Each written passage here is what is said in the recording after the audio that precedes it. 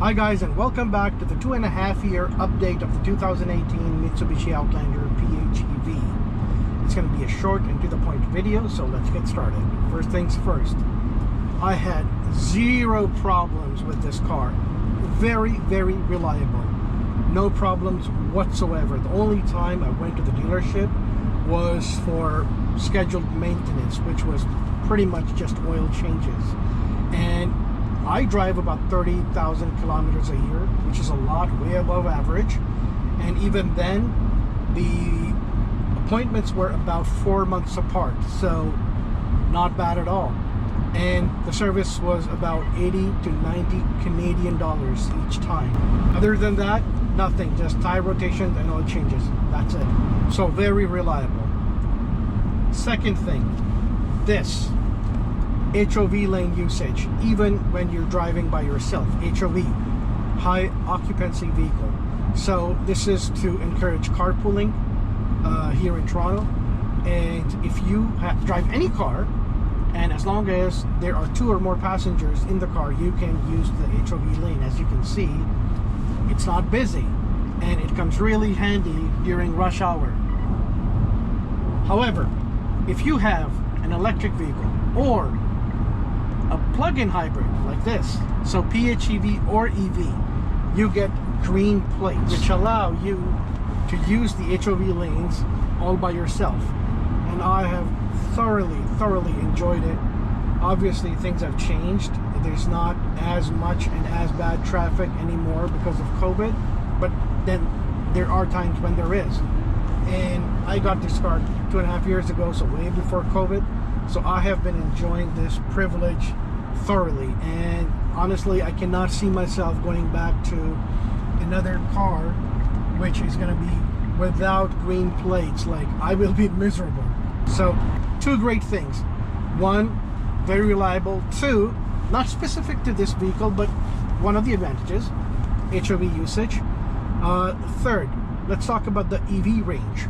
So it's rated for 35 kilometers on a charge, estimated obviously, because it depends on weather conditions and your driving habits. You can actually get even more than that, or obviously less. This is how you get more.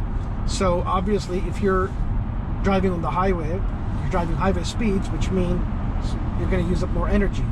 But if you are city driving, which means there's a lot of stop and go, you're not driving as fast, you're using less energy, so you could actually get even more than 35. Like when I was driving during rush hour to work on the highway, but it was slow traffic, I remember getting over 40 kilometers before the engine kicked in, because there was a lot of stop and go. The energy was not being used as much. So yeah, so it is possible to get even more than 40. I think the most I got was the 44, 45, which is pretty impressive.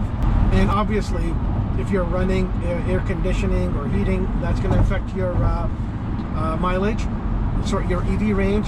And the best way to get around that is that before you head out, especially in winters, you preheat your car while it's still plugged in. And I know the app is terrible and the range is limited because it uses Wi-Fi, and if you're far, you can't connect to it. So the best way to get around that is use the infotainment system here and schedule your heating and cooling, and you never have to use the app again. Obviously, again, things have changed now because people work from home, so there's no specific time to go out. But again, if you do, that's great. Before COVID, that was the case, and I had scheduled it, so the heating ran half an hour before I had to head out for work, and by the time I got in the car, it was toasty. So again, EV range is tricky. Has it dropped? Yes, but not by much. So it's rated at 35 kilometers. Even when I first got it, I would usually get around 32 kilometers on a full charge, and then depending on how you're driving, hard or not, AC is on or not, it would go up and down. In winters, however, even when you fully charge it, you get about 28 kilometers. And depending on whether or not you're using the heating, it can certainly drop down to like even 18, 20 kilometers. Heating really affects, and the winter really affects the EV range. I have videos on it. You can go back to my channel. I have demonstrated how much range, EV only range you can get on highway driving with winter tires, without winter tires, all of that. So feel free to do that. Which brings me to the final point: fuel economy. Not great if you drive it as a hybrid only. So I had the opportunity to go on 2 road trips. Yes, only 2. I don't do road trips much, so I only had 2 opportunities. And obviously when you're doing a couple of 100 kilometers, your EV range is gone like that, and then you're depending on the hybrid system. It is not efficient at all. So what I noticed was that this car, even cruising on the highway, will give you 10 liters per 100 kilometers, which is terrible for a hybrid SUV. You get a RAV4 hybrid and you get 6.4 liters per 100 kilometers. I think that's around 45 mpg for Americans. So it is much cheaper, and you don't have to worry about plugging it in, and you still get about half, actually even better than half, the fuel economy of this car. So if you do not have the ability to recharge this car every night or even throughout the day, it is pointless getting it. Do not get it. However, if you do, you will be rewarded, because that has been the case with me. I charge it overnight, every single night, even throughout the day. If I'm going just out for a little bit, I come back, I'll plug it back in, and I have been able to get about 1,000 kilometers, even more than 1,000, before I had to refill, and it fills for 40 bucks Canadian. That's insane. Again, that means that you've been making a lot of shorter trips, which means you used EV range only. So yeah, it really is going to depend on what your lifestyle is, on how you drive, and what your commute is like, to really take advantage of this powertrain. It's not going to suit everybody's needs. If you do a lot of highway driving and travel a lot of distances, this is not the car for you. You will be disappointed.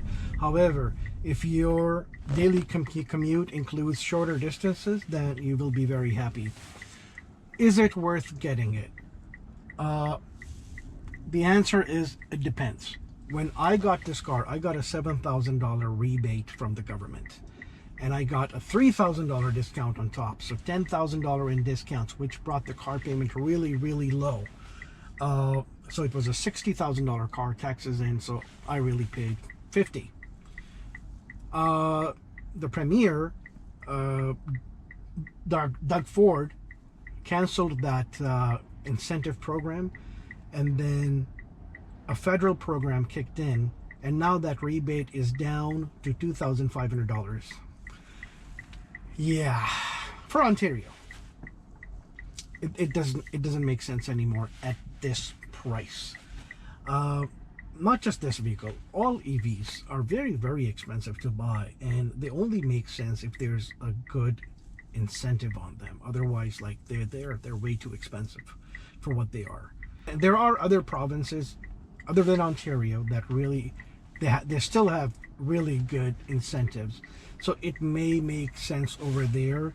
In the United States, it's even better. They have their state incentives and then the federal, and it's really good down there to get EVs and PHEVs.